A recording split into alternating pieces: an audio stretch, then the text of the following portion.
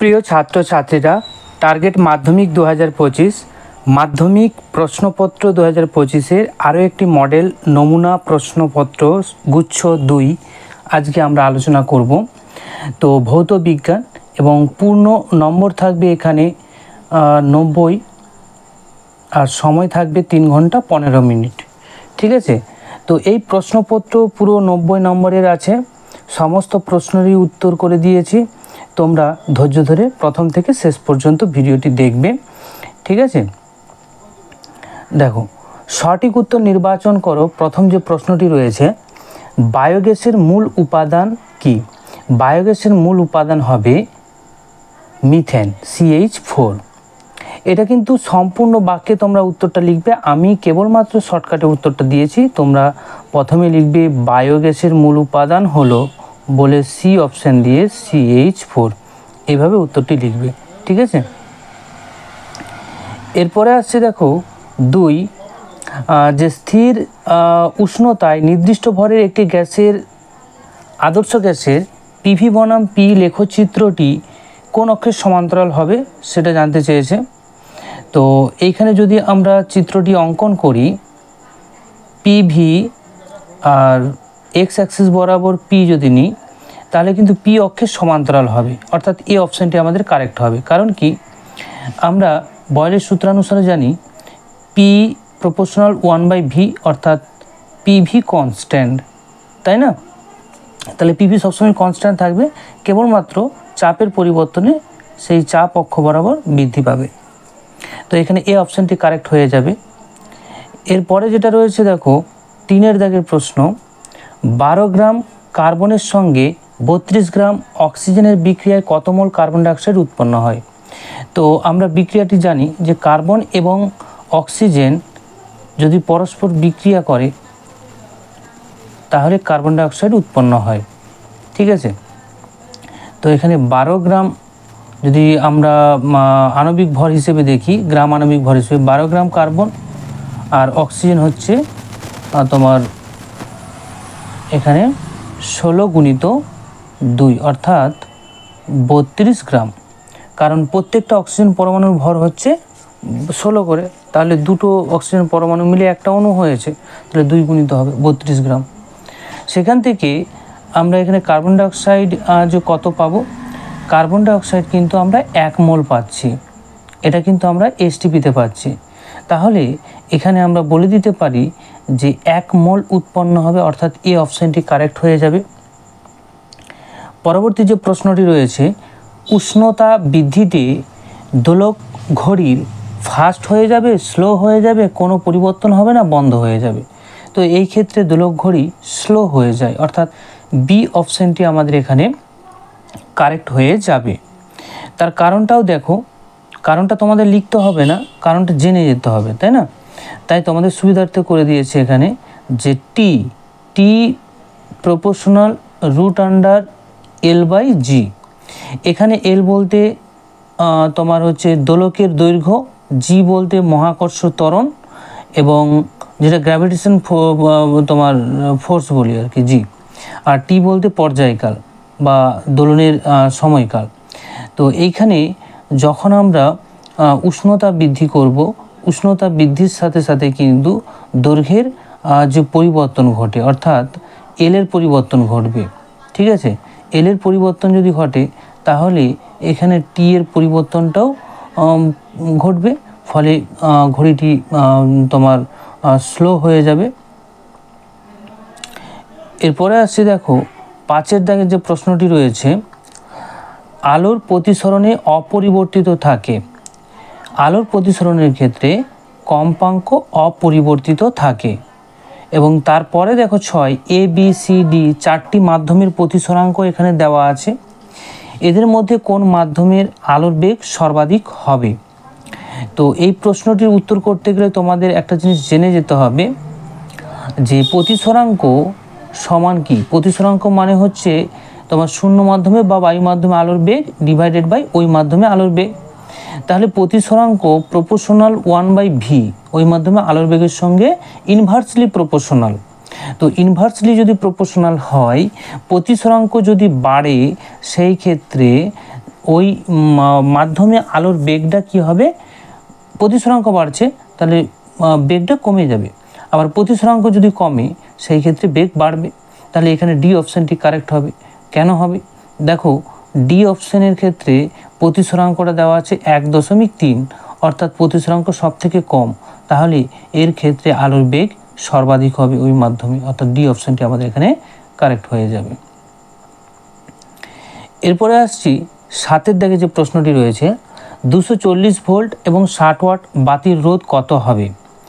তো এইখানে আমাদের জেনে রাখতে হবে যে ক্ষমতা, বৈদ্যুতিক ক্ষমতা সমান বিভব প্রভেদের স্কোয়ার ডিভাইডেড বাই আর। তো এইখানে যদি আমরা আর নির্ণয় করি তাহলে আর সমান হবে বিভব প্রভেদের স্কোয়ার বাই পি। ক্লিয়ার? তাহলে এখানে দেখো পি দেওয়া আছে কত, পি দেওয়া আছে 60 ওয়াট এবং ভি দেওয়া আছে 240 ভোল্ট। তো এই দুটো মান যদি আমরা এখানে বসিয়ে দিই, 240 স্কোয়ার ডিভাইডেড বাই 60 করলে কিন্তু আমাদের উত্তর আসবে বি, অর্থাৎ 960 ওহম। ক্লিয়ার? তারপরে দেখো 8-এর দাগের প্রশ্ন, কোনো যন্ত্রের যান্ত্রিক শক্তি থেকে বৈদ্যুতিক শক্তি পাওয়া যায়। ডাইনামোর ক্ষেত্রে যান্ত্রিক শক্তি থেকে বৈদ্যুতিক শক্তি পাওয়া যায়, তাই ডি অপশানটি আমাদের এখানে কারেক্ট হয়ে যাবে। তারপরে দেখো আলফা বিটা গামা রশ্মি গ্যাসকে আয়নিত করার ক্ষমতা কার বেশি হবে? এখানে আলফা রশ্মির বেশি, তারপর বিটা রশ্মি, তারপরে গামা রশ্মি। তো এই অপশানটি আমাদের এখানে কারেক্ট হয়ে যাবে।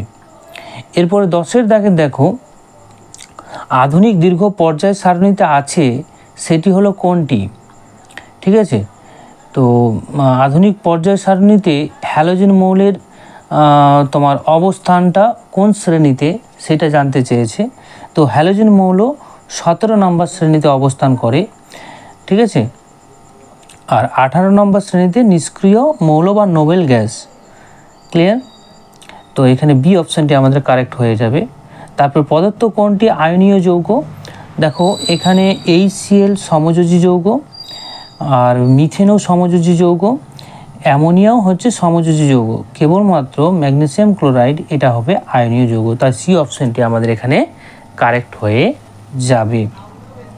তারপরে দেখো এরপর চলে আসছি আমরা 12-এর দাগের প্রশ্ন, তড়িৎ বিশ্লেষ্যের ক্যাটায়ন অ্যানায়নের সংখ্যা হয় কি?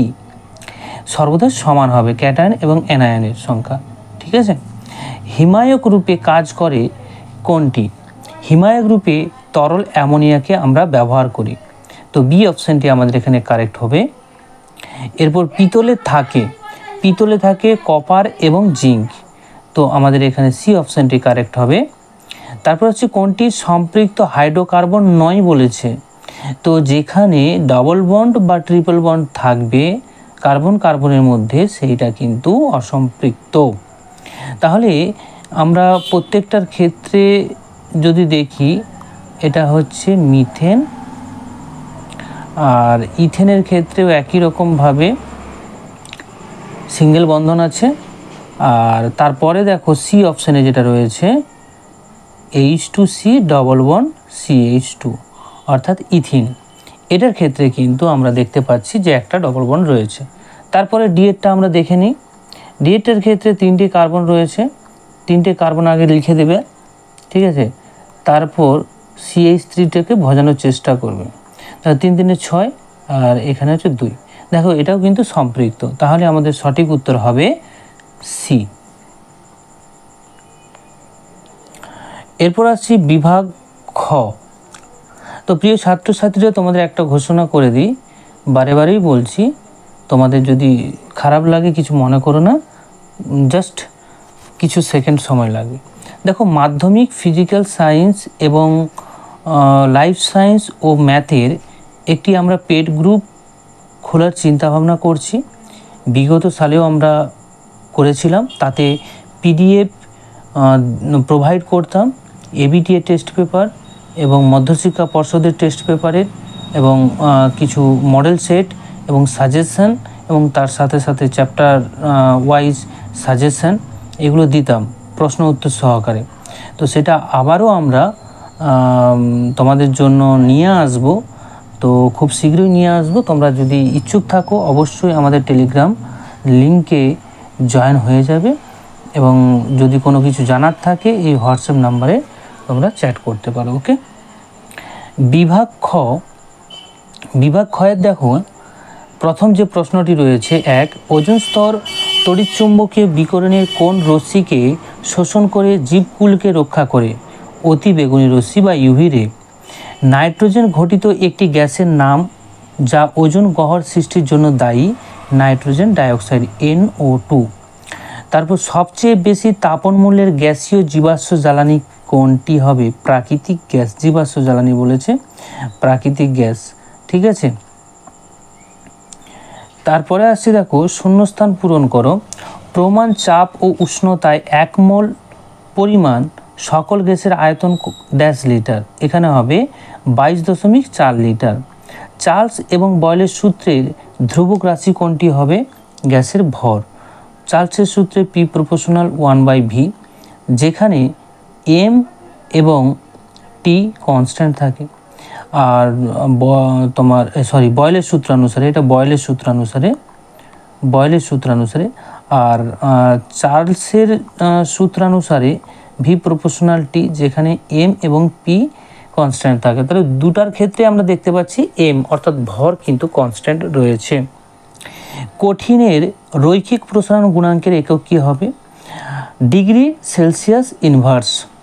ঠিক আছে, বা এটাকে আমরা বলতে পারি কেলভিন ইনভার্স। ওকে। এরপর অথবাটা দেখো, তাপ পরিবাহিতাঙ্কের মান কে হলে তাপ রোধাঙ্কের মান কত হবে? 1/k হবে। এক মাধ্যম থেকে অন্য মাধ্যমে আলোক রশ্মি প্রবেশ করলে কোন শর্তে রশ্মির বিচ্যুতি ঘটবে না?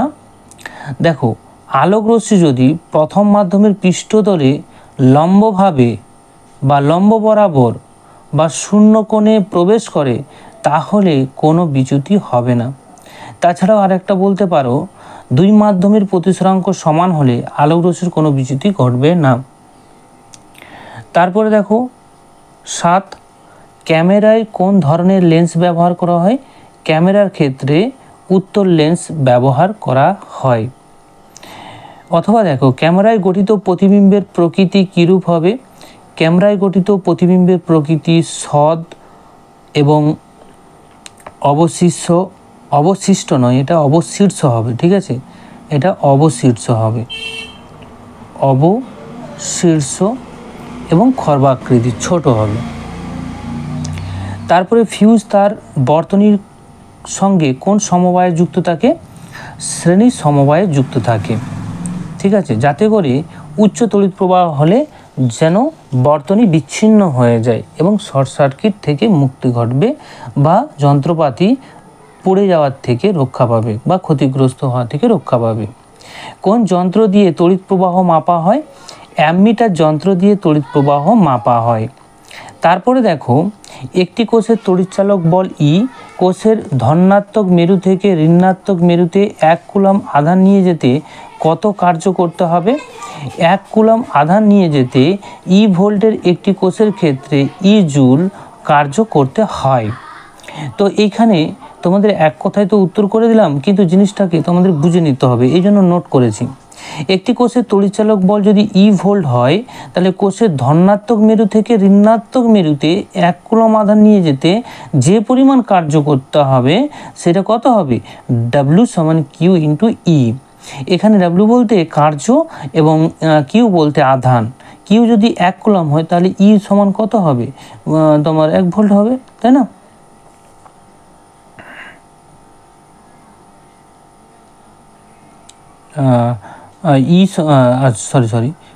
W সমান E হয়ে যাবে তখন।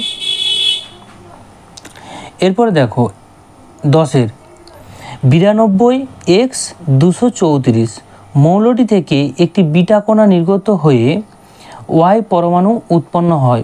Y পরমাণুর পারমাণবিক সংখ্যা কত? তো একটা বিটা কণা নিঃসৃত হওয়া মানে তার পারমাণবিক যে নতুন যে মৌলটা উৎপন্ন হবে তার পারমাণবিক সংখ্যা 1 একক বেড়ে যায়, তাহলে 92 থেকে হয়ে যাবে 93 এবং ভর সংখ্যার কোনো পরিবর্তন হয় না, কারণ বিটা কণা মানেই হচ্ছে একটা নেগেটিভ চার্জ এবং তার ভর 0। ক্লিয়ার? এরপর দেখো বাম স্তম্ভের সঙ্গে ডান স্তম্ভ মিলিয়ে রেখো। তো উত্তরটাই আমরা দেখে নেব, প্রশ্নটা আর দেখবো না। এগুলো সমস্ত কিন্তু পিডিএফ আকারেই তোমাদের গ্রুপে দেওয়া হবে, যে পেড গ্রুপ হবে তাতে এরকম অনেক সাজেস্টিভ মডেল কোশ্চেন পেপারও উত্তর সহ তোমাদের দেওয়া হবে। ঠিক আছে, খুবই তোমাদের গুরুত্বপূর্ণ হয়ে দাঁড়াবে, কারণ বিগত বছরে অনেকেই এই পেড গ্রুপ থেকে অনেকটাই উপকৃত হয়েছে, তো তোমরাও হতে পারো। ঠিক আছে, তড়িৎ বিজারণ পদ্ধতিতে নিষ্কাশন করা হয় অ্যালুমিনিয়াম, পিতলে উপস্থিত হচ্ছে জিঙ্ক, একাধিক যোজ্যতা প্রদর্শন করে আয়রন, সবচেয়ে বেশি তড়িৎ যে ঋণাত্মক মৌল হবে তোমার ফ্লোরিন। তারপরে আসি দেখো ক্ষারীয় মৃত্তিকা ধাতুগুলি আধুনিক পর্যায় সারণী কোন শ্রেণীতে অবস্থিত? তো এটা হয়ে যাবে ক্ষারীয় মৃত্তিকা ধাতুগুলো আধুনিক পর্যায় সারণীর 2 নম্বর শ্রেণীতে অবস্থিত, আর ক্ষারীয় ধাতুগুলো তোমার হচ্ছে 1 নম্বর শ্রেণীতে। একটি তেজস্ক্রিয় নোবেল গ্যাসের নাম কি? জেনন দিয়ে দেবে। তড়িৎ বিশ্লেষণের সময় অ্যানোডে কী ধরনের বিক্রিয়া ঘটে? অ্যানোডে জারণ ঘটে। তোমাদের বলেছিলাম না সিআরপি এবং মনে রাখবে এনও। ক্যাথোডে রিডাকশন অর্থাৎ বিজারণ এবং কার ঘটবে? পজিটিভ আয়নের। তারপরে অ্যানোডে তোমার নেগেটিভ আয়নের অক্সিডেশন জারণ ঘটবে। এরপর লোহার ওপর নিকেলের প্রলেপ দিতে ক্যাথোড রূপে কী ব্যবহার করা হয়? লোহার ওপর নিকেলের যে প্রলেপ দেব তাহলে ক্যাথোড হিসেবে লোহার দণ্ড নেব এবং যার প্রলেপ দেব সেটাকে অ্যানোড হিসেবে নেব, অর্থাৎ এখানে নিকেলকে অ্যানোড হিসেবে নেব। এরপর আসি নেসলার বিকারক কি? নেসলার বিকারক হলো পটাশিয়াম মার্কিউরিক আয়োডাইডের একটা তোমার জলীয় দ্রবণ। ঠিক আছে, জলীয় দ্রবণ।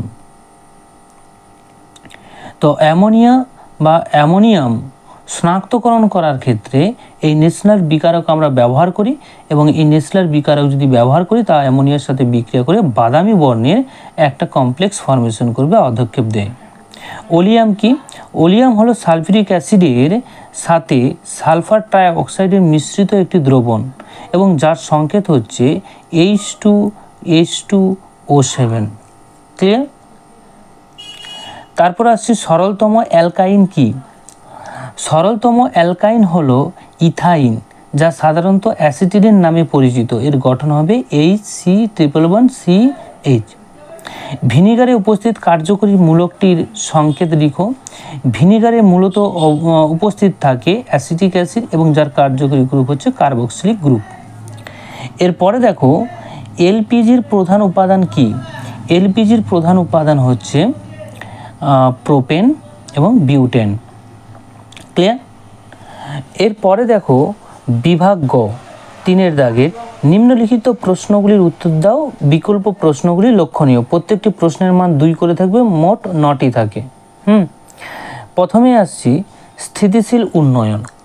স্থিতিশীল উন্নয়ন বলতে কী বোঝো? এর উদ্দেশ্য, স্থিতিশীল উন্নয়ন হলো বর্তমান ও ভবিষ্যৎ মানবজাতির সার্বিক উন্নয়নকে বাস্তবায়িত করার জন্য গৃহীত এমন একটি পদ্ধতি যা মানব সভ্যতার উন্নয়নের পাশাপাশি পরিবেশের সংরক্ষণকেও সুনিশ্চিত করে।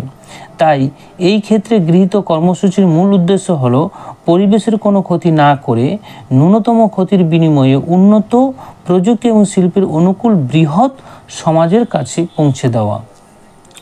এরপরে আসছে কি গ্যাসের মোলার আয়তন কি, বা মোলার আয়তন বলতে কী বোঝো? এসটিপিতে মান কি?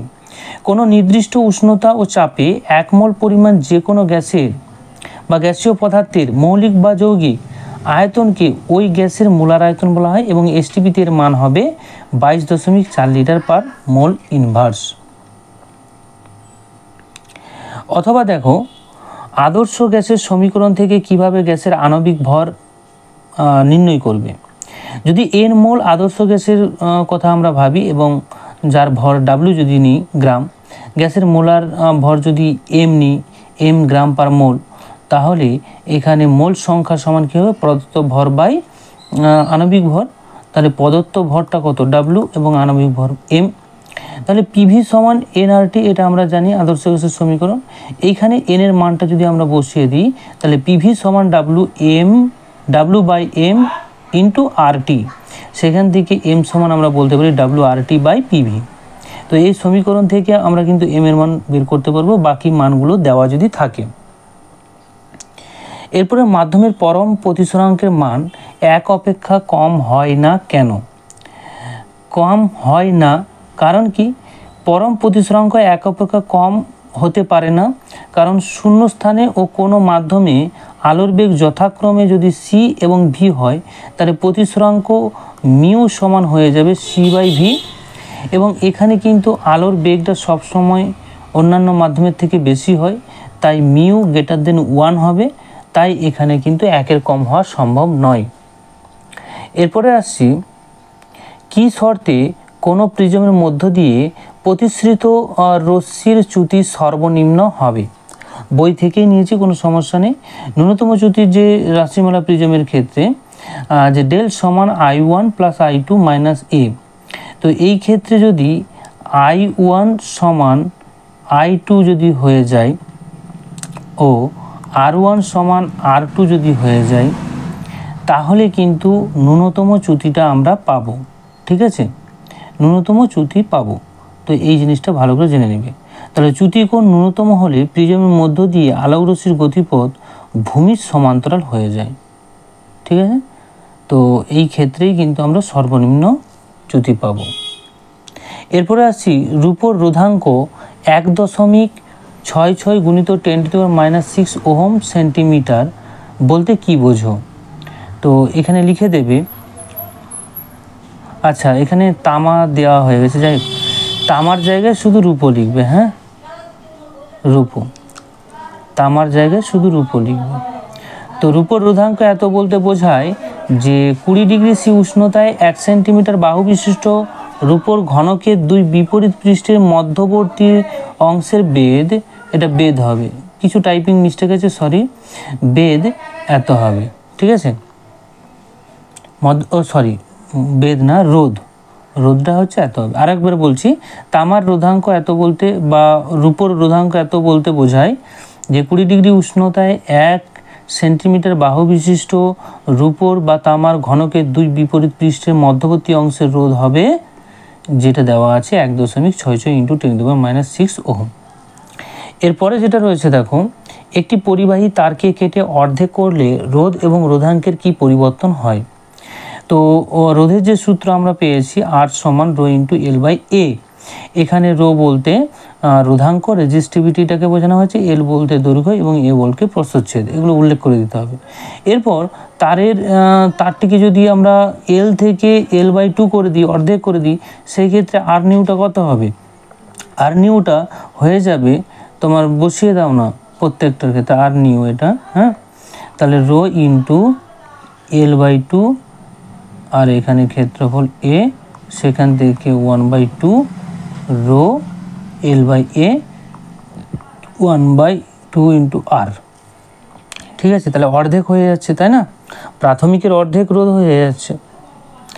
তো রোধাঙ্কটা কি পরিবর্তন হবে? দেখো, রোধাঙ্কের কোনো পরিবর্তন হয় না, কারণ কি? রোধাঙ্ক একটি মৌলিক বৈশিষ্ট্য যা পদার্থের উপর নির্ভর করে, এটি শুধুমাত্র পদার্থের গুণমানের উপর নির্ভরশীল, এর দৈর্ঘ্য প্রস্থচ্ছেদের কারো উপর নির্ভরশীল নয়, তাই তারের দৈর্ঘ্য অর্ধেক হলেও রোধাঙ্কে অপরিবর্তিত থাকবে। এরপরে আসছি, লাইকার অ্যামোনিয়ার বোতলে বরফে ঠান্ডা করে খুলতে হয় কেন? দেখো, লাইকার অ্যামোনিয়ার বোতলে লাইকার অ্যামোনিয়ার ঘনত্ব থাকে 0.88, ঠিক আছে, আপেক্ষিক গুরুত্ব বিশিষ্ট হয়, তো তাকে আমরা লাইকার অ্যামোনিয়া বলবো। তো লাইকার অ্যামোনিয়ার বোতলকে উচ্চ চাপে অতিরিক্ত 35% অ্যামোনিয়া গ্যাস জলে দ্রবীভূত থাকে, তাই বোতলের চিপি খোলা মাত্রই চাপের তারতম্য যখনই ঘটবে তখনই কিন্তু অ্যামোনিয়া দ্রুত হারে ফোয়ারার আকারে ছিটকে বেরিয়ে আসবে মুখ দিয়ে, ফলে তা চোখে মুখে পড়ে গেলে কিন্তু আমাদের চোখ মুখে জ্বালা করবে, এবং যদি খুব বেশি পড়ে যায় সেই ক্ষেত্রে চোখ নষ্ট হয়ে যেতেও পারে।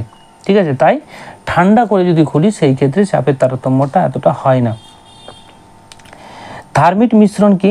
থার্মিট মিশ্রণ হচ্ছে ভর হিসেবে তিন ভাগ, ঠিক আছে, এটা 3 ভাগ হবে।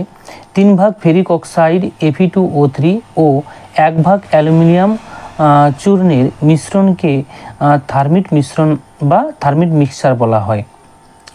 এরপর খোলা বাতাসে তামার অধিকাংশ সংকর ধাতুর ওপর ধীরে ধীরে সবুজ ছোপ পড়ে কেন?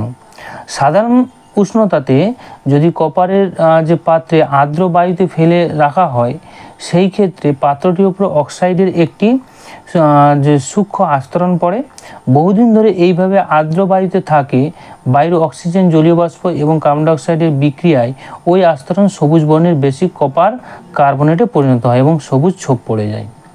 তো এইখানে এই যে রিঅ্যাকশানটা অবশ্যই তোমরা দিবে, ঠিক আছে? এই রিঅ্যাকশানগুলো কিন্তু দিতে হবে, না দিলে কিন্তু তোমরা ফুল মার্ক পাবে না। এরপরে আসি সমাবয়বতা বলতে কি বোঝো, উদাহরণ দাও। সমাবয়বতা একই আণবিক সংকেত বিশিষ্ট কিন্তু ভিন্ন ধর্ম সম্পন্ন একাধিক যৌগ গঠনের ঘটনাকে সমাবয়বতা বা আইসোমারিজম বলা হয়। একই আণবিক সংকেত বিশিষ্ট ভিন্নধর্মী যৌগের সমূহকে আইসোমার বা সমাবয়ব বলে। যেমন প্রোপ 1 অল, যেটাকে প্রোপাইল অ্যালকোহল বলি সেটা, এবং প্রোপ 2 অল, যেটাকে আমরা প্রোপাইল অ্যালকোহল বলি। এদের কিন্তু OH এর অবস্থান প্রথম ক্ষেত্রে 1 নম্বরে, দ্বিতীয় ক্ষেত্রে 2 নম্বরে। তো অবস্থান ঘটিত সমাবয়বতা দেখাচ্ছে, তাই না? তারপরে দেখো, দুটি মৌলের চিহ্ন A ও B, এদের পারমাণবিক সংখ্যা দেওয়া আছে 7 এবং 20। A, B এর রাসায়নিকভাবে সংযুক্ত হলে কি ধরনের যৌগ ইলেকট্রন ডট দ্বারা পরিণত? তো এদের প্রথমে ইলেকট্রন বিন্যাসটা দিয়ে দিবে, দুজনেরই ইলেকট্রন বিন্যাস দিতে হবে এখানে, ঠিক আছে? তো ঠিক এইভাবে হবে, কিন্তু এখানে দেখো একটা A আছে, একটা B আছে, হ্যাঁ? তো সেই ক্ষেত্রে জাস্ট এটা ডেমো করেছি, এটা তোমরা নিজেরাও করতে পারবে। এর ক্ষেত্রে ইলেকট্রন বিন্যাসটা কেমন হবে করে দিচ্ছি। K কক্ষপথে 2টি, L কক্ষপথে 5টি। আর B এর ক্ষেত্রে ইলেকট্রন বিন্যাস K কক্ষপথে 2টি, L কক্ষপথে 8টি এবং M কক্ষপথে KLM, হ্যাঁ, M কক্ষপথে 2টি। তাহলে দেখো B, ঠিক আছে, B কিন্তু তার বহিস্তম কক্ষপথে 2টি ইলেকট্রন সম্পূর্ণরূপে বর্জন করে দেবে, করে দিয়ে ভেতরের যে ইলেকট্রন বিন্যাস সেটা কিন্তু নিষ্ক্রিয় গ্যাসের মতো হয়ে যাবে, স্থিতিশীল হয়ে যাবে, ঠিক আছে? আর এ কি করবে, দেখো তার বহিস্তম কক্ষপথে অষ্টক পূর্তির জন্য 3টে নেবে, 3টে ইলেকট্রন নিয়ে এসে স্থিতিশীল হবে। তাহলে এই ক্ষেত্রে কি হবে দেখো, এ, তারপর হচ্ছে বি, এর দরকার আছে কটা? এর দরকার আছে 3টি, ঠিক আছে? আর এর হচ্ছে তোমার 2টা আছে বহিস্তম কক্ষপথে, ঠিক আছে? তাহলে এর 2টো দেবে, এর 3টে দরকার। তাহলে আমাদের এখানে দেখো, এটাকে যদি আমরা 2 দিয়ে গুণ করি, মানে 2টো এ নিই, তাহলে 6টা প্রয়োজন। আর এই বিকে যদি আমরা 3টে নিই, তাহলে সেই ক্ষেত্রে 6টা সে দিচ্ছে। তাহলে কিন্তু আমাদের দেখো এদের মধ্যে তড়িৎযোজী বন্ধন হয়ে যাচ্ছে, তাই না? তো চিত্রটা দেখো, একটু আঁকার চেষ্টা করছি। এ লাগবে 3টি, এই এ লাগবে 2টি, আর তোমার বি হচ্ছে তোমার 3টি, ঠিক আছে? তো এর হচ্ছে তোমার 2টো নেবে, এখানে 2টো আছে বি এর, এটার 2টো আছে, এটার 2টো আছে। দেখো এই 2টো নিল, তাহলে আর একটা বাকি আছে, আর একটা এখান থেকে নেবে, এখান থেকে এ একটা নেবে, আর এই 2টো নেবে, ঠিক আছে? ফলে এদের সংকেত যেটা হবে, সে সংকেতটা কি হবে দেখো, বি লাগছে, বি তোমার হচ্ছে 3টে, আর এ হচ্ছে 2টো, তাহলে A2B3 হবে আমাদের সংকেত। যাই হোক, এখানে পেস্টিংটা অন্য একটা প্রশ্ন ছিল, সেটা দিয়ে দিয়েছে, তো আমি পুরোটা বলে দিলাম, তোমরা আশা করি এটা নোট ডাউন করবে, ক্লিয়ার? এবং এদের মধ্যে তড়িৎযোজী বন্ধন গঠন করবে। তারপরে দেখো যে এ একটি ধাতু এবং এক্স ও ওয়াই দুটি উচ্চ তড়িৎ ঋণাত্মক অধাতু। এ ওয়াই এবং এক্স ওয়াই যৌগ উৎপন্ন হয়, তবে কোনটি তড়িৎযোজী কোনটি সমযোজী সম্ভাবনা আছে। চলো ব্যাখ্যা করা যাক। এ একটি ধাতু সাধারণত ইলেকট্রন হারাবে এবং ধনাত্মক আয়নে পরিণত হবে। ওয়াই একটি উচ্চ তড়িৎ ঋণাত্মক অধাতু, তাই ইলেকট্রন গ্রহণ করবে এবং ঋণাত্মক আয়নে পরিণত হবে। এবার ধাতু অধাতু মধ্যে যৌগ গঠনের সময় তারা তড়িৎযোজী যৌগ গঠন করবে, কারণ ধাতু ইলেকট্রন বর্জন করছে আর অধাতু ইলেকট্রন গ্রহণ করছে সম্পূর্ণরূপে, তাহলে এরা তড়িৎযোজী বন্ধন গঠন করবে। তাহলে দেখো এটাই বললাম যে তড়িৎযোজী যৌগ গঠন করবে। তাহলে এ ওয়াইটা কী হবে, তড়িৎযোজী হওয়ার সম্ভাবনা আছে। আর যদি এক্স ওয়াইয়ের ক্ষেত্রে যদি দেখি, এরা দুজনেই কিন্তু অধাতু এবং তড়িৎ ঋণাত্মক মৌল, তাহলে এরা পরস্পর সম্পূর্ণরূপে ইলেকট্রন বর্জন করতে পারবে না। এরা কি করতে পারে, এরা একটা ইলেকট্রন জোড় বা একটা ইলেকট্রন দিয়ে একটা ইলেকট্রন জোড় গঠন করবে এবং তারা সমভাবে শেয়ারিংয়ে ব্যবহার করবে, সমযোজী যৌগ গঠন করবে, তাই না। তাহলে এক্স ওয়াইটা হয়ে যাবে সমযোজী। তাহলে আমরা কি দেখতে পেলাম প্রশ্নে, এ ওয়াই তড়িৎযোজী যৌগ হওয়ার সম্ভাবনা আছে এবং এক্স ওয়াই যৌগ সমযোজী হওয়ার সম্ভাবনা আছে। ক্লিয়ার। ঘয়ের এখানে 4 দাগের যে প্রশ্নগুলো থাকে তাতে প্রত্যেকটি প্রশ্নের মান 3 করে, মোট 12টি থাকে, 36 নম্বর। তো সেই প্রশ্নগুলো একটু আমরা দেখে নিই একটা করে, গুরুত্বপূর্ণ প্রশ্ন। দেখো, একটি ফ্লাক্সের আয়তন 500 মিলিলিটার। স্থির চাপে ফ্লাক্সটির আয়তন 25 ডিগ্রি সেলসিয়াস থেকে বৃদ্ধি করে 35 ডিগ্রি সেলসিয়াস করলে ওই ফ্লাক্সের থেকে কত আয়তনের বাতাস বেরিয়ে যাবে, সেটা আমাদের নির্ণয় করতে হবে। তো এখানে বাতাসের প্রাথমিক যে আয়তন যে V1 সেটা দেওয়া আছে 500 মিলিলিটার। প্রাথমিক উষ্ণতা এখানে দেওয়া আছে 25 ডিগ্রি সি, সেটাকে আমরা যদি কেলভিনে পরিণত করি তাহলে 273 যোগ করব, সেইখান থেকে আমরা পেয়ে যাব 298 কেলভিন। এবং এখানে যে অন্তিম যে তাপমাত্রা T2 তা এখানে দেওয়া আছে 35 ডিগ্রি সি, সেটাকে আমরা করে দেব কেলভিনে 273 যোগ করে, তাহলে সেটা হয়ে যাবে 308 কেলভিন।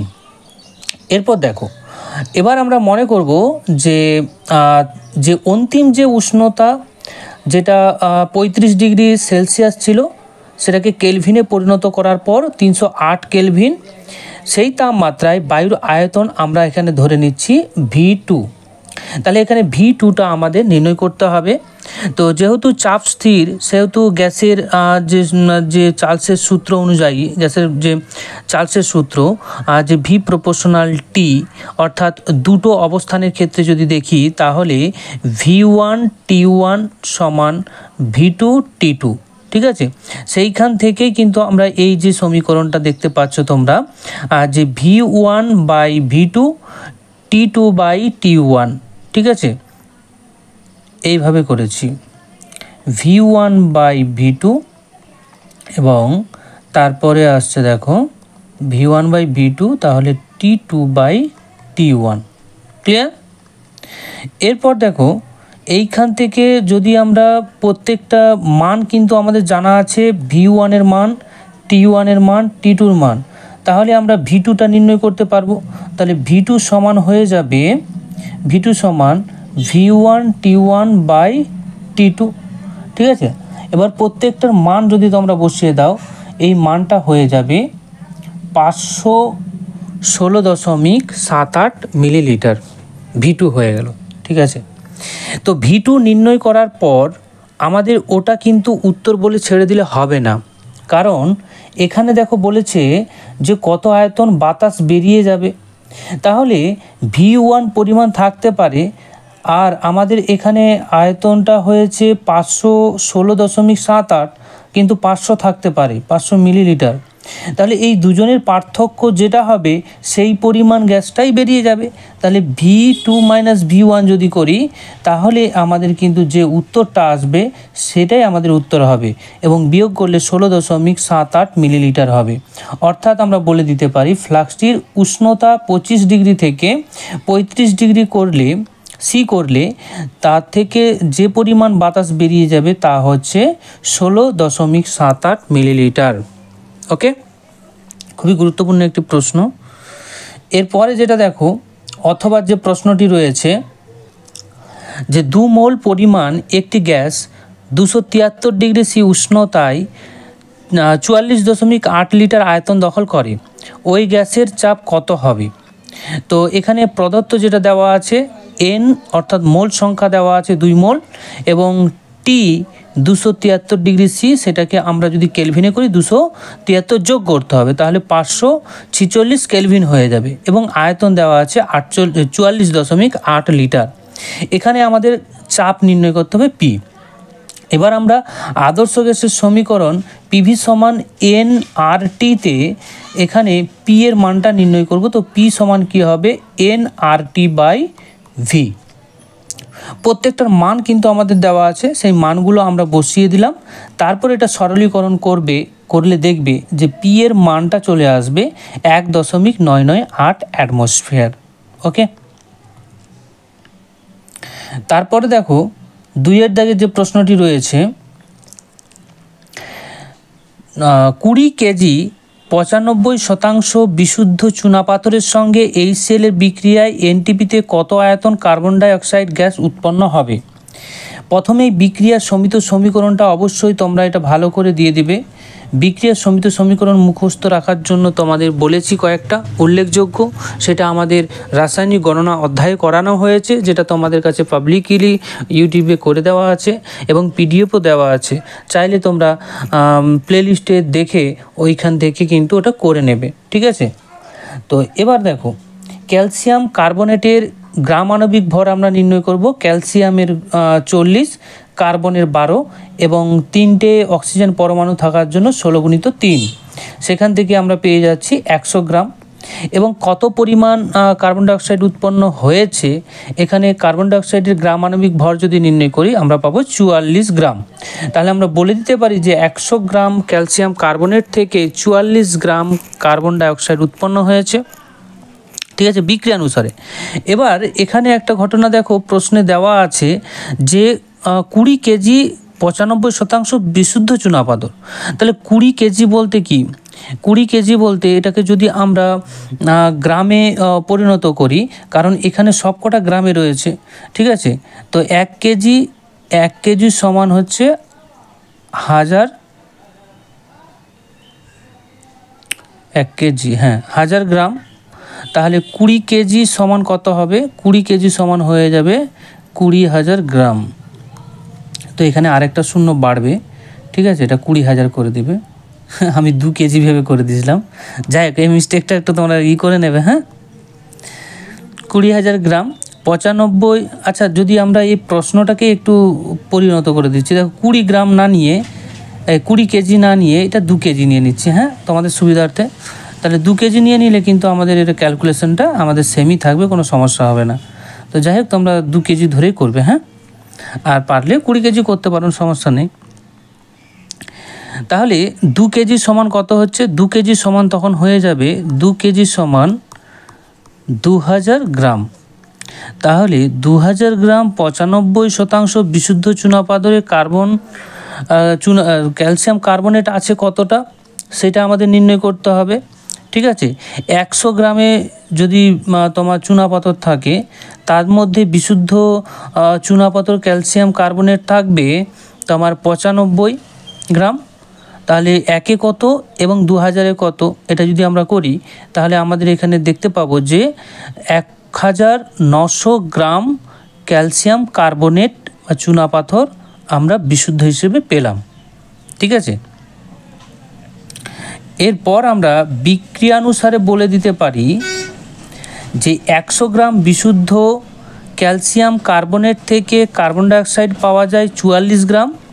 তাহলে 1900 গ্রাম বিশুদ্ধ ক্যালসিয়াম কার্বনেট থেকে কার্বন ডাইঅক্সাইড কতটা পাবো? ঐকিক নিয়ম করলেই কিন্তু আমাদের এখানে উত্তর আসবে 836 গ্রাম। ঠিক আছে, তাহলে আমরা এখানে বলে দেব, সুতরাং 95% বিশুদ্ধ চুনাপাথরে 200 গ্রামকে উত্তপ্ত করলে 8036 গ্রাম কার্বন ডাইঅক্সাইড পাওয়া যায়। ক্লিয়ার? আর তোমাদের আগেই বললাম যে 20 কেজিতে কি হবে, তাহলে তোমরা 20 কেজি ধরে করবে না, এটা তোমাদের হোমওয়ার্ক থাকলো, করে অবশ্যই কমেন্ট বক্সে জানাবে। ঠিক আছে, তারপরে দেখো অথবা যে প্রশ্নটি রয়েছে, ফেরাস সালফাইডের সঙ্গে লঘু H2SO4 এর বিক্রিয়ায় 1.7 গ্রাম H2S গ্যাস পেতে কত গ্রাম ফেরাস সালফাইড প্রয়োজন? ঠিক আছে, তো বিক্রিয়ার সমিত সমীকরণটা তোমরা অবশ্যই লিখবে। বিক্রিয়ার সমিত সমীকরণে কি হয়েছে, ফেরাস সালফেট H2SO4 এর সাথে বিক্রিয়া করে H2S হাইড্রোজেন সালফাইড এবং ফেরাস সালফেট উৎপন্ন হয়েছে। তো এখানে ফেরাস সালফাইডের গ্রাম আণবিক ভর আমরা নির্ণয় করব। যদি নির্ণয় করি, আয়রন হচ্ছে 56 এবং সালফারের 32, এখান থেকে 88 আসছে, এবং H2S এর গ্রাম আণবিক ভর এখানে যদি নির্ণয় করি আমাদের আসবে 34। তাহলে আমরা বলতে পারি যে 34 গ্রাম হাইড্রোজেন সালফাইড গ্যাস পেতে প্রয়োজনীয় ফেরাস সালফেট হচ্ছে 88 গ্রাম। তাহলে এখানে আমরা বিক্রিয়ানুসারে বলে দিচ্ছি 34 গ্রাম FeS থেকে পাচ্ছি H2S 34 গ্রাম H2S গ্যাস পেতে আমাদের ফেরাস সালফেট বা FeS লাগছে কত, 88 গ্রাম। তাহলে এখানে প্রশ্নে যেটা দেওয়া আছে 1.7 গ্রাম, তাহলে 1.7 গ্রাম H2S পেতে কতটা পরিমাণ ফেরাস সালফাইড প্রয়োজন হবে? ঐকিক নিয়ম করবে, আমাদের উত্তর আসবে 4.4 গ্রাম, অর্থাৎ প্রয়োজনীয় ফেরাস সালফাইড হচ্ছে 4.4 গ্রাম হবে। পরবর্তী প্রশ্ন, তরলের ক্ষেত্রে আপাত ও প্রকৃত দুই প্রকার প্রসারণ উল্লেখ করা হয় কেন? এদের মধ্যে সম্পর্কটা কী? তরলের যে প্রসারণ লক্ষ্য করার জন্য তরলকে কোনো একটা পাত্রে রেখে তাপ দিতে হয়, তাই যে তাপ প্রয়োগে শুধুমাত্র তরলই নয়, যে পাত্রটা আমরা কঠিন ব্যবহার করছি তারও প্রসারণ ঘটবে। যদিও তরলের তুলনায় পাত্রের প্রসারণ কম হয়, কিন্তু একেবারে অগ্রাহ্য করা যায় না। পাত্রের প্রসারণের উপেক্ষা করে তরলের আয়তন প্রসারণ হলো আপাত প্রসারণ, এবং তরলের ওই আপাত প্রসারণের সঙ্গে পাত্রের প্রসারণ যদি যোগ করি তাহলে সেটা হবে প্রকৃত প্রসারণ। তাহলে প্রকৃত প্রসারণ সমান আমরা কি বুঝতে পারলাম? প্রকৃত প্রসারণ সমান হচ্ছে তরলে আপাত প্রসারণ এবং ওই যে কঠিন পদার্থটা বা কাচের যে পাত্রটা নিলাম তার প্রসারণ, এদের মধ্যে সম্পর্কটাই হবে এটা। ঠিক আছে, পরবর্তী প্রশ্ন দেখো, একটি ঘরের কাচের জানালার ক্ষেত্রফল দেওয়া আছে 4 বর্গ মিটার।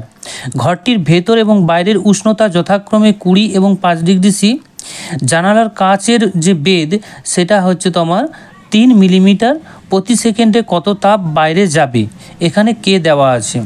তাহলে জানালার বেদ ডি সমান দেওয়া আছে, সেটাকে আমরা সেন্টিমিটারে নিয়ে যাব। ক্ষেত্রফল আমাদের মিটার স্কোয়ারে আছে, সেটাকেও আমরা সেন্টিমিটার স্কোয়ারে নিয়ে যাব।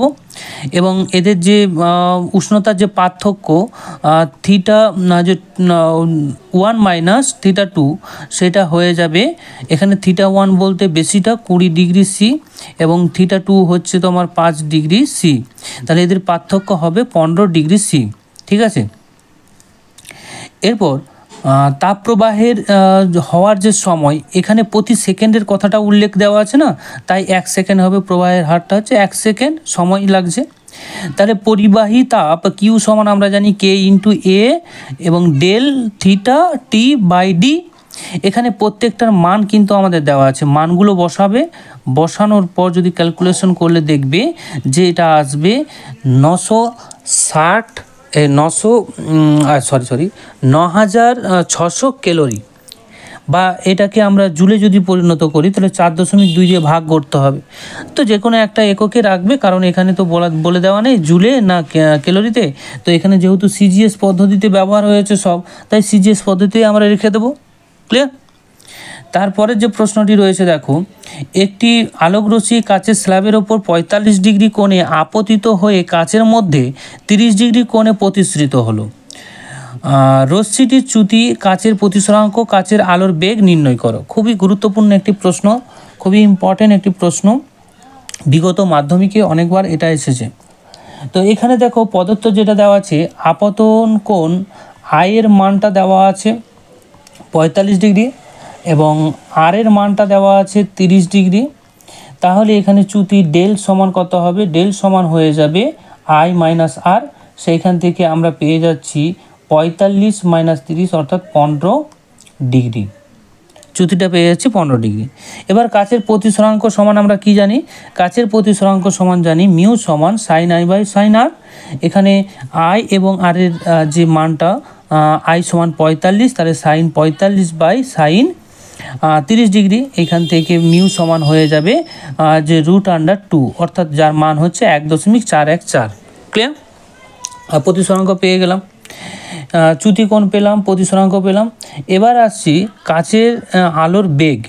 এখানে কিন্তু তিনটে জিনিস চেয়েছে, একটা ডেল চেয়েছে, মিউ চেয়েছে এবং ভি চেয়েছে। এবার দেখো মিউ সমান আমরা জানি যে শূন্য মাধ্যম বা বায়ু মাধ্যমে আলোর বেগ বাই ওই কাচ মাধ্যমে আলোর বেগ, অর্থাৎ মিউ সমান হবে সি বাই ভি। এখানে সি এর মানটা আমরা সকলেই জানি যে 3 × 10⁸ মিটার পার সেকেন্ড।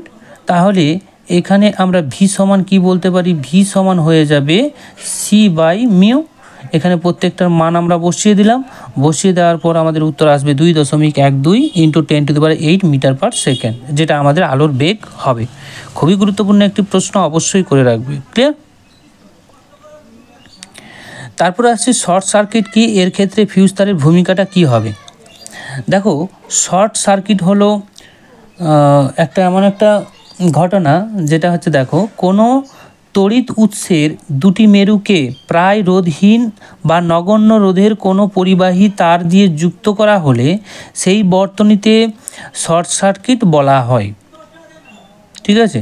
এবং শর্ট সার্কিট হলো একটি বৈদ্যুতিক অবস্থা যেখানে বিদ্যুতের প্রবাহ অপ্রত্যাশিতভাবে কম প্রতিরোধের পথে চলে, ফলে উচ্চ প্রবাহ ঘটে। ফিউজ তার শর্ট সার্কিটের ক্ষেত্রে সুরক্ষা প্রদান করে।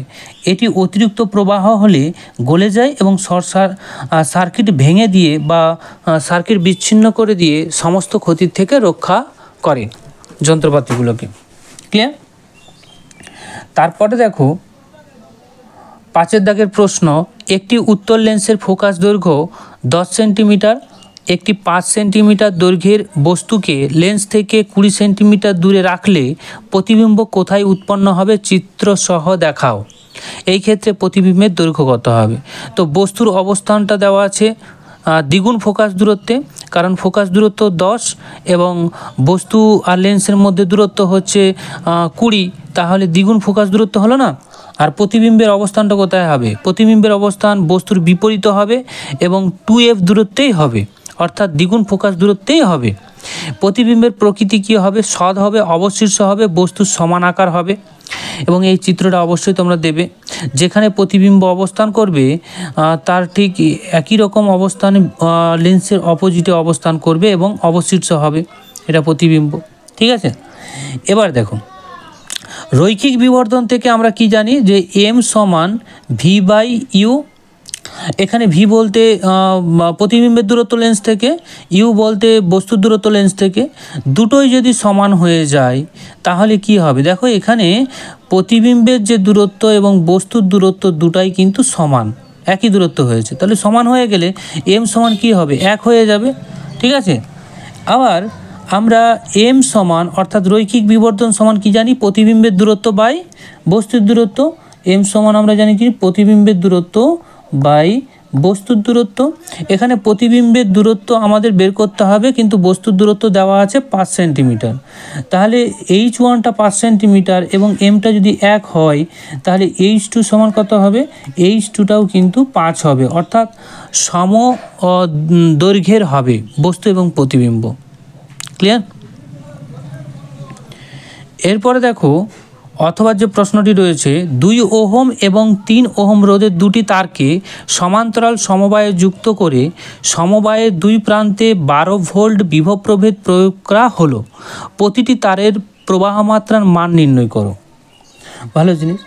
এখানে দুই প্রান্তের বিভব প্রভেদ 12 ভোল্ট এবং এদের তুল্য রোধ তোমার যদি এখানে প্রবাহ মাত্রা বের করতে বলে যে তুল্য রোধের তুল্য মূল বর্তনীর যে তুল্য প্রবাহ মাত্রা সেটা যদি বের করতে বলে তখন এটা করবে, কিন্তু আমার মনে হয় এটা করার দরকার নেই, এক্সট্রা তোমাদের করেছি, তোমাদের জাস্ট যদি দেওয়া থাকে তখন বের করতে পারবে, ঠিক আছে। কিন্তু 2 ওহম রোধের মধ্য দিয়ে প্রবাহের মাত্রা কত হবে? দেখো প্রবাহের মাত্রা ওহমের সূত্র অনুসারে ভি সমান আই আর, এবং এখানে আই সমান কী হবে? ভি বাই আর, ঠিক আছে। তো এখানে যেহেতু সমান্তরাল সমবায় তাই কিন্তু বিভব প্রভেদ দুটার ক্ষেত্রে একই হবে, কিন্তু রোধের পরিবর্তন ঘটবে, ঠিক আছে। তাহলে 2 ওহম যে রোধটা রয়েছে তার প্রবাহ মাত্রা কত হবে?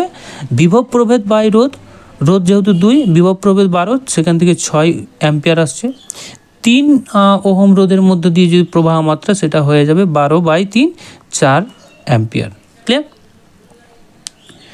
এরপর আসছি লেঞ্জের সূত্রটি, শক্তি সংরক্ষণ সূত্র থেকে ব্যাখ্যা করো ডায়নামো মোটরের মূল নীতিগত পার্থক্য।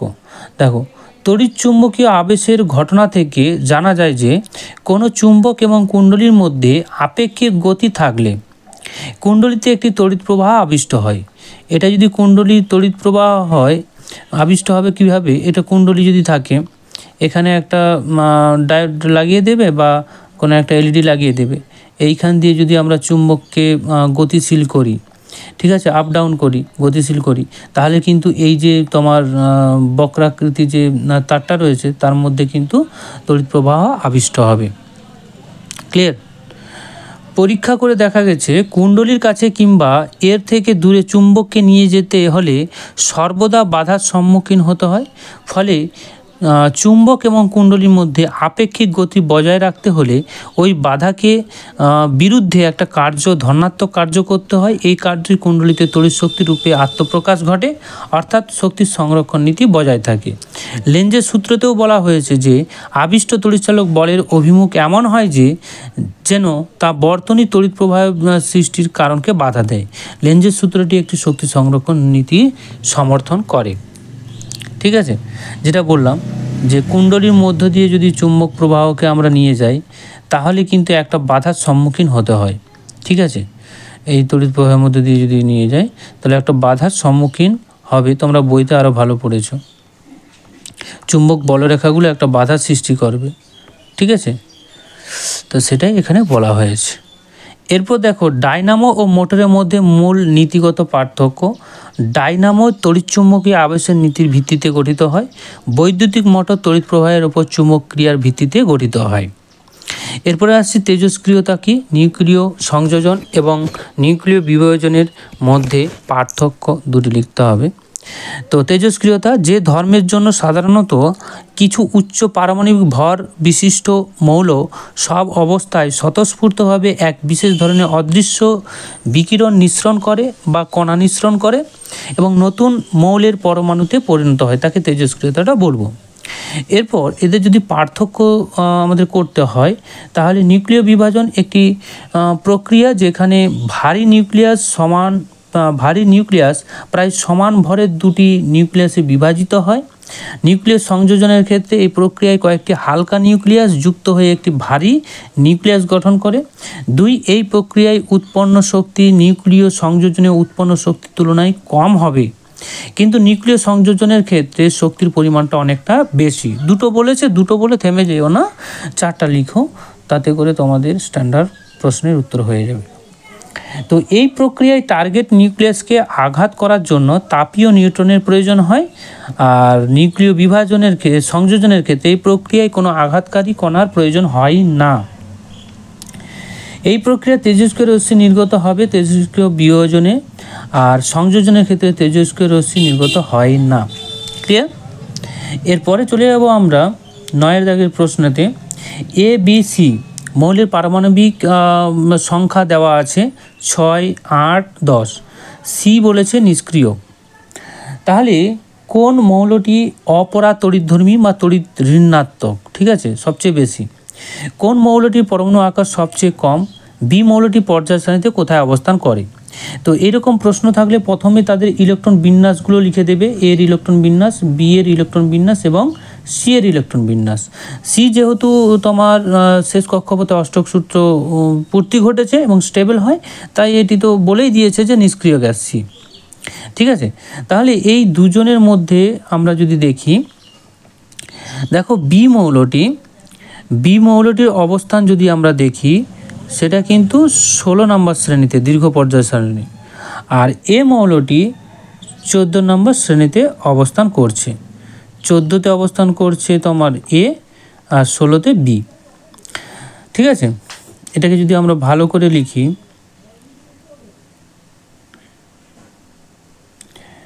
14, 15 এবং 16, এটাতে এ এবং এটাতে বি।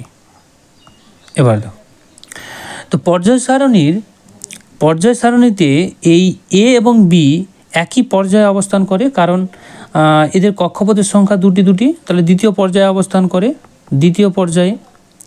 তো এ দেখো বি এর থেকে অনেকটা আগে অবস্থান করেছে এবং বিটি নিষ্ক্রিয় গ্যাসের কাছাকাছি অবস্থান করেছে এবং হ্যালোজেনের ঠিক তোমার আগে অবস্থান করেছে। তাহলে এর অপরা তড়িৎধর্মিতা বা তড়িৎ ঋণাত্মকতা অনেকটাই বেশি বি এর ক্ষেত্রে এর তুলনায়। ঠিক আছে, তো সেটাই আমরা লিখে দেব।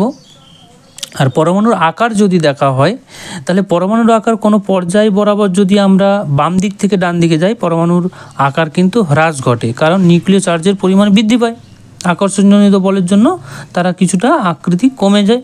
তাহলে এখানে বি এর আকৃতিটা কম হবে। ঠিক আছে, দেখা যাক প্রশ্নের উত্তরগুলো কি হয়। তো বি মৌলটির তড়িৎ অপরাধর্মী সবচেয়ে বেশি। মৌলটির পরমাণুর আকার সবচেয়ে কম কোন ক্ষেত্রে? বি এর ক্ষেত্রে। ঠিক আছে, এ বি এর মধ্যে যদি তুলনা করি, তাহলে এদের আকৃতি হবে বি সব থেকে ছোট। আর টোটালটা যদি আমরা দেখি, এ বি এবং সি, তাহলে এদের আকৃতি সব থেকে ছোট হবে সি, তারপর বি, তারপর হচ্ছে এ। ক্লিয়ার? তো এখানে যেহেতু উল্লেখ নেই তো মৌলটি কোন মৌলটির, তাহলে এই তিনটাকে ধরেই করব, তাহলে এখানে উত্তরটা হয়ে যাবে আমাদের সি। এরপর বি এর মৌলটির দীর্ঘ পর্যায় সারণীতে দ্বিতীয় পর্যায়ে 16 নম্বর শ্রেণীতে অবস্থান করে, কারণ আমরা বললাম যে এদের ইলেকট্রন বিন্যাস বি এর শেষ কক্ষপথে কটা আছে? 6টি। তাহলে 6টি আছে মানে কি 6 যুক্ত 10 করে দাও, যে তোমার ট্রানজিশন যে মেটালগুলো আছে বা সন্ধিগত মৌল তাদের জন্য 10 যোগ করে দাও, তারপরে তো পি ব্লক অবস্থান করবে। তাহলে এখান থেকে 16 নম্বর শ্রেণীতে আমরা পেয়ে যাচ্ছি। ঠিক আছে, এরপর আসছি কপার তড়িৎ বিশোধনের ক্ষেত্রে পদার্থ বিষয়গুলো উল্লেখ করো। ব্যবহৃত তড়িৎদ্বার, তড়িৎ বিশ্লেষ্য পদার্থ, তড়িৎ দ্বারা সংগঠিত রাসায়নিক বিক্রিয়া। তো এখানে মূলত তড়িৎ বিশ্লেষ্য হিসেবে লঘু 5 থেকে 10% H2SO4 মিশ্রিত কপার সালফেট ব্যবহার করা হয়। ঠিক আছে, আর এখানে তড়িৎদ্বার হিসেবে ক্যাথোডে বিশুদ্ধ কপারের পাত ব্যবহার করা হয়, আর অ্যানোডে ব্যবহার করা হবে অশুদ্ধ কপার এর মোটা পাত।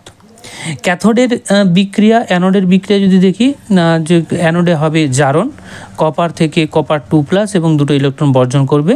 ক্যাথোডে কপার 2+ 2 ইলেকট্রন গ্রহণ করে কপারে বিজারণ ঘটবে। ঠিক আছে, তো এটা লিখেও দিতে পারো, এটা অক্সিডেশন, আর এটা হয়ে যাবে রিডাকশন। ক্লিয়ার? এরপরে দেখো, পরীক্ষাগারে উৎপন্ন অ্যামোনিয়া গ্যাসকে শুষ্ক করার জন্য P2O5 বা গাঢ় H2SO4 ব্যবহার করা হয় না কেন? এবং দ্বিতীয়তে বলেছে যে উত্তপ্ত কিউপ্রিক অক্সাইডের উপর দিয়ে অ্যামোনিয়া গ্যাস চালনা করলে কি ঘটে? তো প্রথম প্রশ্নের উত্তরটা আমরা দেখে নিই, যে অ্যামোনিয়া একটি ক্ষারীয় পদার্থ, তাই তাকে আমরা অ্যাসিড দ্বারা কিন্তু শুষ্ক করতে পারবো না, কারণ অ্যাসিড যদি দিই তাহলে সেই ক্ষেত্রে ক্ষার অ্যাসিডের বিক্রিয়ায় লবণ জল উৎপন্ন হয়ে যায়, তাই আমরা ব্যবহার করতে পারবো না। এখানে অ্যামোনিয়া H2SO4 এর সাথে বিক্রিয়া করে লবণ উৎপন্ন করছে, আর অ্যামোনিয়া P2O5 এর সাথে জলীয় অবস্থায় বিক্রিয়া করেও লবণ উৎপন্ন করছে। তাহলে এই ক্ষেত্রে আমরা শুষ্ক করতে গিয়ে অ্যামোনিয়া গ্যাসকে বিক্রিয়ায় অংশগ্রহণ করিয়ে দিচ্ছি, তাহলে আমরা ব্যবহার করতে পারবো না অ্যাসিডগুলো। তাহলে কি করতে হবে, এটাকে আমরা ক্ষার দ্বারাই কেবলমাত্র শুষ্ক করতে পারি। ঠিক আছে, কারণ ক্ষারের সাথে বিক্রিয়া করবে না, ফলে আমরা সহজে তাকে শুষ্ক করতে পারবো। এই জন্য আমরা কি ব্যবহার করব, ক্যালসিয়াম অক্সাইড বা পোড়া চুন। তারপরে যে প্রশ্নটি রয়েছে দেখো, তোমার উত্তপ্ত কিউপ্রাস অক্সাইডের ওপর দিয়ে অ্যামোনিয়া গ্যাস চালনা করলে কিউপ্রিক অক্সাইড বিজারিত হয়ে লাল বর্ণের ধাতব কপারে অধক্ষিপ্ত হয় এবং অ্যামোনিয়া জারিত হয়ে নাইট্রোজেন গ্যাস উৎপন্ন হয়। বিক্রিয়াটা অবশ্যই দেবে, কারণ বিক্রিয়াগুলো না দিলে কিন্তু এইখানে তোমাদের উত্তরের সম্পূর্ণ নাম্বার পাবে না। পরীক্ষাগারে নাইট্রোজেন গ্যাস প্রস্তুতির প্রয়োজনীয় রাসায়নিক দ্রব্য শর্ত সমীকরণ। তো নীতিটা কি, প্রথমে নীতিটা দেখবে, সোডিয়াম নাইট্রাইড NaNO2 ও অ্যামোনিয়াম ক্লোরাইডকে যদি আমরা 1:1 মোল অনুপাতে মিশিয়ে ওই মিশ্রণে গাঢ় জলীয় দ্রবণকে সতর্কভাবে যদি ধীরে ধীরে উত্তপ্ত করার মাধ্যমে পরীক্ষাগারে নাইট্রোজেন গ্যাস আমরা কিন্তু প্রস্তুত করতে পারি। তো এখানে রাসায়নিক বিক্রিয়া কতগুলো ধাপে হবে। তো প্রথম ধাপে সোডিয়াম নাইট্রেট এবং অ্যামোনিয়াম ক্লোরাইড বিক্রিয়া করে সোডিয়াম ক্লোরাইড এবং অ্যামোনিয়াম নাইট্রাইড উৎপন্ন করে। বিক্রিয়াটা দেবে NaNO2 এবং NH4Cl, সেখান থেকে NH4, NO2 এবং NaCl। তো এইখানে বইয়ের কাটিংই তোমাদের চিত্রটাও দেওয়া আছে, দেখে বুঝতে পারছো। ঠিক আছে, দ্বিতীয় ধাপে দেখো কি হয়, দ্বিতীয় ধাপে উৎপন্ন হওয়া মাত্রই অ্যামোনিয়াম নাইট্রেট তাপের প্রভাবে বিজারিত হয়ে নাইট্রোজেন গ্যাস উৎপন্ন করে এবং জল উৎপন্ন করে। তো NH4NO2 সেইখান থেকে N2 এবং 2H2O উৎপন্ন করে। এরপরে আসছে দেখো, একই আণবিক সংকেত যে H2 তোমার C2, আচ্ছা একটু টাইপিং মিস্টেক হয়েছে, এটা C2 হবে না, C3H8O, হ্যাঁ এটা টাইপিং মিস্টেক আছে, ঠিক করে নেবে। যৌগ বিশিষ্ট জৈব যৌগ দুটি গঠন সংকেত লিখো এবং রেকটিফাইড স্পিরিটটা কি। তো যদি আমরা দেখি C3H8O আণবিক সংকেত বিশিষ্ট দুটি যৌগ যদি দেখি, তাহলে একটা হবে N প্রোপাইল অ্যালকোহল, 1 নাম্বার পজিশনে OH গ্রুপ থাকবে, আর একটা হচ্ছে আইসোপ্রোপাইল অ্যালকোহল, 2 নাম্বার পজিশনে OH গ্রুপ থাকবে। ঠিক আছে, এরা হচ্ছে পরস্পর অবস্থান ঘটত সমবায়তা। আর রেকটিফাইড স্পিরিটটা কি, 95.6% ইথানল এবং 4.4% জল মিশিয়ে যে সলিউশনটা করা হয় তাকেই বলা হয় রেকটিফাইড স্পিরিট। তারপরে দেখো, অথবা যে প্রশ্নটি রয়েছে খুবই গুরুত্বপূর্ণ প্রশ্ন, বারে বারে মাধ্যমিকে এসেছে এই প্রশ্ন, এইরকম একটা প্রশ্ন তোমাদের থাকে, ABC শনাক্তকরণ করো। প্রথমে গাঢ় H2SO4 এবং হিট দিলাম, সেইখান থেকে এ উৎপন্ন হলো, তারপর একে দুভাগে বিক্রিয়া ঘটাচ্ছি, একটা হচ্ছে ব্রোমিন কার্বন টেট্রাক্লোরাইড দিয়ে বি উৎপন্ন হবে, আরেকবার নিকেল অনুঘটক এবং উষ্ণতা হাইড্রোজেনের সাথে বিক্রিয়া করে সি উৎপন্ন করবে। তো ABC এটা কিভাবে আমরা দেখব, দেখো ইথানলকে যদি আমরা গাঢ় H2SO4 দ্বারা বিক্রিয়া ঘটাই তাহলে কিন্তু জল বেরিয়ে যাবে, এবং এক অণু জল বেরিয়ে গেলে এখানে অসম্পৃক্ততা আসবে এবং ইথিন উৎপন্ন হবে ইথানল থেকে। ঠিক আছে, এরপর উৎপন্ন ইথিন এটাই কিন্তু এ, এবং এটাকে যদি আমরা ব্রোমিন কার্বন টেট্রাক্লোরাইড দিই তাহলে ব্রোমিনের যে বর্ণ সেটা কিন্তু বর্ণহীন হয়ে যাবে, কারণ এই ব্রোমিন এই অসম্পৃক্ততার জন্য ইথিনের সাথে বিক্রিয়া করে দুটো ব্রোমিন 2 কার্বনের সাথে যুক্ত হয়ে 1,2-ডাইব্রোমো ইথেন উৎপন্ন করে, যেটা বি। এবং তারপর যদি আলাদা করে একে যদি নিকেল এবং হাইড্রোজেনের সাথে, নিকেল অনুঘটকের উপস্থিতিতে হাইড্রোজেনের সাথে উষ্ণতায় বিক্রিয়া ঘটায়, তাহলে কিন্তু এটা হাইড্রোজেনেশন ঘটবে, অর্থাৎ হাইড্রোজেন যুক্ত হয়ে যাবে, এক অণু হাইড্রোজেন দুটো কার্বনের সাথে একটা হাইড্রোজেন পরমাণু যুক্ত হয়ে যায়, ইথেন উৎপন্ন করবে। ক্লিয়ার? তো প্রিয় ছাত্রছাত্রীরা, ভিডিওটা লেন্দি হয়েছে বুঝতে পারছি, তো যাই হোক তোমাদের ভালোর জন্যই করা। তোমাদের যদি ভালো লাগে থাকে অবশ্যই একটি লাইক করবে, কারণ লাইক করলে ভালো লাগে পরবর্তী ভিডিও আনার জন্য। ঠিক আছে, আর তোমাদের যে paid group PDF solution paid group, সেটা খুবই শীঘ্রই আসছে। কোনো কিছু জানার থাকলে অবশ্যই আমাদের এই হোয়াটসঅ্যাপ নাম্বারে যোগাযোগ করতে পারো। ওকে, আর অবশ্যই সাবস্ক্রাইবটা করে রাখবে আমাদের সঙ্গে জুড়ে থাকার জন্য। আর আমাদের টেলিগ্রাম লিঙ্কে অবশ্যই জয়েন হয়ে যাবে, সেখানে পিডিএফ অনেক ফ্রিতেই দেওয়া হয়, সেইখান থেকে পিডিএফগুলো পেয়ে যাবে। ক্লিয়ার? আজকে এই পর্যন্তই। তো থ্যাংক ইউ, ভালো থেকো।